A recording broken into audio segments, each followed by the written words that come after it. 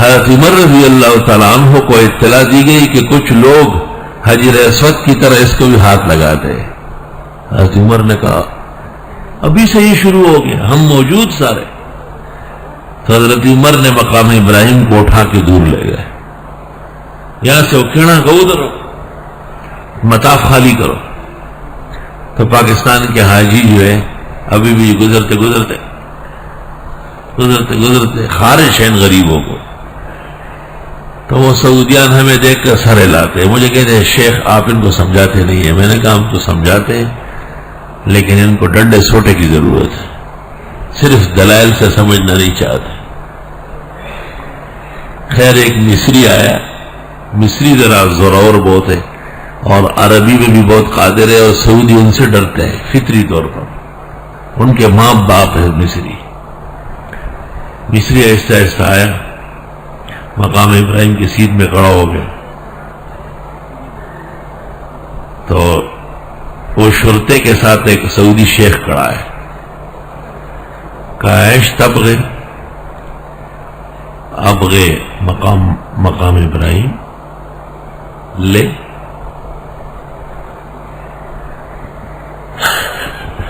وہ سعودی غصہ ہو گیا, وہ تو کہتے لا حول ولا قوة شرک. قال شرک قال اللہ تعالی واتخذوا من مقام ابراہیم. آپ کہتے شرک ہے, اللہ کے پکڑو اس کو. سعودی ہنس پڑ چلا گیا غریب چھوڑ کے. خیر مصری جب فارغ ہو گیا خوب تسلی سے چوما چاٹا, پیچھے جا کے نفل پڑھنے لگا. میں بھی ساتھ نماز پڑھی. جب فارغ ہو گیا میں نے کہا بیٹھ جاؤ. میں نے کہا وہ کیا کہہ رہا تھا اور آپ کیا کر رہے تھے؟ کہتے وہ ہاتھ نہیں لگانے دے رہے اور اللہ تعالیٰ فرماتے واتخذوا من مقام ابراہیم مصلی. میں نے کہا واتخذوا کا یہ معنی ہے کہ ہاتھ لگاؤ؟ کہنے لگے کیا یہ معنی نہیں ہے؟ عیش معنی اتخذ. میں نے کہا واتخذوا صلوا هنا رکعتين لما طاف رسول اللہ صلی اللہ علیہ وسلم ومعه عمر فقال له عمر یا رسول اللہ ما هذا؟ فقال هذا مقام ابراہیم. فقال اتخذوا مصلى قال ما امرت. فلما جاء في الشوط الثاني فاوحى الله اليه ان صلي هنا ركعتين. هذا واتخذوا. لا حول ولا قوه. اكتب العفو من الشرطي حدو مجھے معافی مانگنے شروع. میں نے کہا لا حاجہ لا تعود ثانیا, آئندہ ایسا نہ کرنا. اور سعودی غریب کو ایسے خاموش کرایا. وہ سمجھتا تھا واتخذوا من مقام ابراہیم مصلی کا معنی یہ کہ مقام ابراہیم کو دونوں ہاتھوں سے پکڑو. بخاری شریف میں ہے کہ وہ شجر رضوان جس کا ذکر قرآن میں لقد رضی اللہ عن المؤمنین اذ یبایعونک تحت الشجرہ,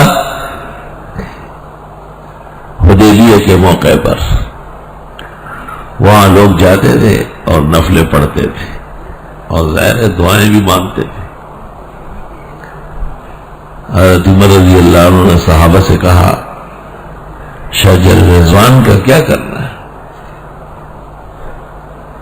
شجر رضوان کا کیا کرنا ہے؟ تو صحابہ نے کہا کاٹنا ضروری ہے, اس کا جڑ سے اٹھا کے پھینک دینا ہے. کیوں؟ رسول اللہ صلی اللہ علیہ وسلم شجر رضوان کو چمکانے آئے تھے یا لوگوں کے ایمان بنانے آئے تھے؟ یہ تو صحابہ موجود ہے اور لوگ جا کے وہاں بیٹھ رہے ہیں. میں نے دارالعلوم دیوبند میں دیکھا وہ انار کا درخت جس کے نیچے حضرت شیخ الہند مولانا محمود الحسن نے اپنے استاد مولانا محمود سے سبق پڑھا تھا. دیوبندی جاتے تھے,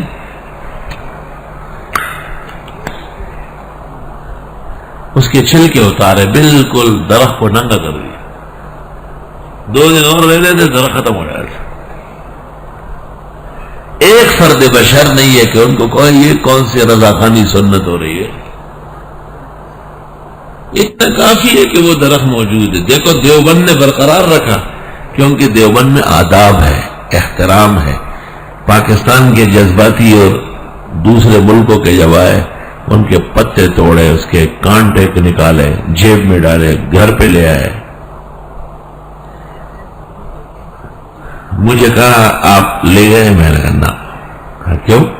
میں نے کہا وہ سبق جو مولانا محمود الحسن نے مولانا محمود سے یہاں پڑھا تھا وہ سبق مجھے آتا ہے اور وہ پڑھاتا ہوں، بس وہ تبرک کافی، پتوں کی ضرورت نہیں۔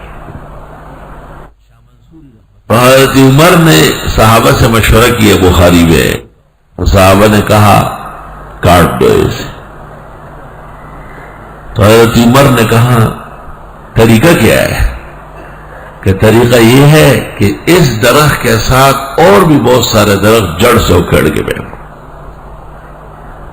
کیونکہ جگہ تو پھر بھی معلوم ہوگی نا کہ یہاں تھا وہ۔ تو صحابہ گئے اور اس جھنڈ میں جتنے درخت تھے شجر رضوان کی وجہ سے سب کو جڑ سے اکھڑ کے بیٹھ کھڈے بنا دیے، کوئی بیٹھ نہیں سکتے، گزر نہیں سکتے وہاں سے۔ کچھ لوگ تھے جو وہاں سے گزرتے تھے اور نخرے پخرے کرتے تھے، تو سید ابن المسیب نے ان سے کہا بخاری میں، کہاں گئے؟ کہ شجر رضوان کی جگہ پر۔ کہاں؟ صحابہ کرام کے دور میں وہ جگہ ہم سے گم ہو گئی تھی۔ فَأَنْتُمْ أَعْلَمُ مِنْهُمْ، تم صحابہ سے زیادہ جانتے ہو، خود صحابہ کے دور میں یہ مشہور کر دیا کہ وہ جگہ آپ کو نہیں پتہ چلتی کہاں ہے وہ۔ جس جگہ شرک اور بد اعتقادی پیدا ہوتی ہے اس جگہ کو گم کرنا ضروری۔ سعودی حکومت سے پہلے ترکی حکومت تھی، وہاں ہماری حکومت تھی احناف کی، لیکن بے ادب اور بے احترام حکومت تھی، شرک اور بدعت کی پجاری تھی، بیویوں کی چکیاں رکھی ہوئی تھی، حاجی جاتے تھے اور چکی چلاتے تھے۔ حضرت عائشہ کی سنت، فاطمہ کی سنت، ام حبیبہ کی لویا گیرے بے وہ میچن بے چلو لال نہ رسول اللہ چلو لی ہوتے چلے ہوئیا نبی بیا نے کو سنت روان ہے۔ انہوں نے اٹھا کر کے پہلے تو چکیاں وہاں ایک عجائب گھر تھا وہاں ڈال دی، پھر حاجی وہاں جانے لگے، وہاں سے اٹھا کر پتہ نہیں کہاں دفنا دی۔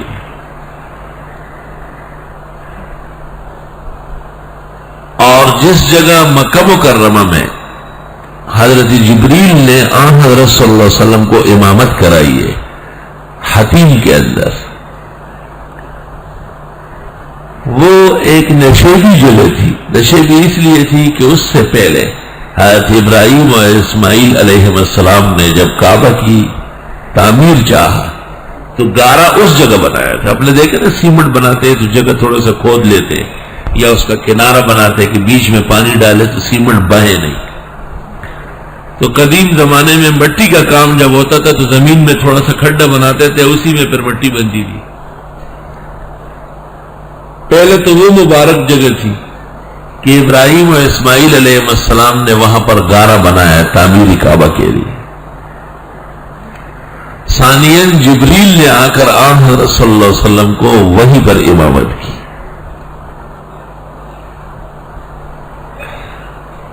یہ مقام موجود تھا حکومت سعودیہ النجدیہ الوہابیہ جب وہ برسر اقتدار آئی اور لوگ حجر اسود کو چھوڑ کر وہیں بیٹھ گئے ہر وقت،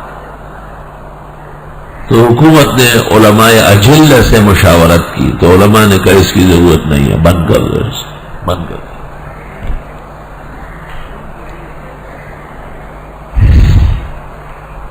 مقام ابراہیم جس جگہ حضرت ابراہیم علیہ السلام نے کھڑے ہو کر تعمیر فرمائی شروع کی، اور جس جگہ آ کر کے تعمیر کعبہ کے بعد آپ نے شکریہ کے نفل پڑھے، یہ بالکل کعبے کے دروازے کے ساتھ تھی۔